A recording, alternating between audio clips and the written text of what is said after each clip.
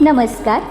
मी आज अशा व्यक्तीचं व्यक्तिमत्व सांगणार आहे ज्या व्यक्तीनं स्वतःची ओळख स्वतःच्या कर्तृत्वानंच निर्माण केलेली आहे. होय, श्री रविदादा कोकीतकर सर.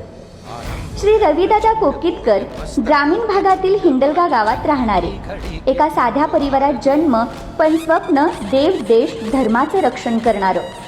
शिक्षण संपल्यावर स्वतःचा हॉटेल व्यवसाय चालवत धर्माचे काम ते अविरत करत आहेत.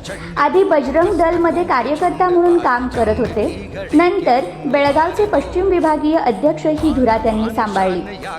लव जिहाद, धर्मांतरण तसेच धर्माविरोधी कार्यांचा पर्दाफाश करण्याचं काम त्यांनी युद्ध पातळीवर केले.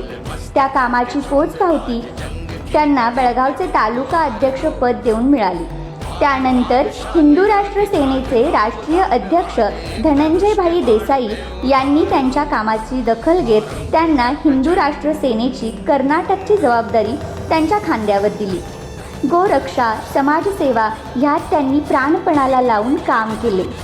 हजारो गायी कत्तलीपासून वाचवल्या, हजारो मुली लव जिहादच्या जाळ्यातून सोडवल्या, हजारो कार्यकर्त्यांना धर्माचे काम करायला प्रेरित केले. त्यानंतर त्यांना श्री रामसेना बेळगावचे जिल्हा अध्यक्ष, नंतर 3 जिल्ह्याचे विभागीय अध्यक्ष हे पद देण्यात आले. छत्रपती शिवाजी महाराज यांचे प्रेरणा आणि स्वातंत्र्यवीर सावरकर यांचे विचार, दादांची जिद्द आणि धर्मावरचे प्रेम, कार्य आणि सर्व कार्यकर्त्यांच्या इच्छेमुळे श्री रामसेना राष्ट्रीय अध्यक्ष श्री प्रमोदजी मुतालिक यांनी आज त्यांना उत्तर कर्नाटक अध्यक्ष पद देऊ केले आहे. लाखोंच्या मनातील इच्छा आज पूर्ण झाली. दादा कर्नाटकचे अध्यक्ष झाले. खूप खूप अभिनंदन दादा.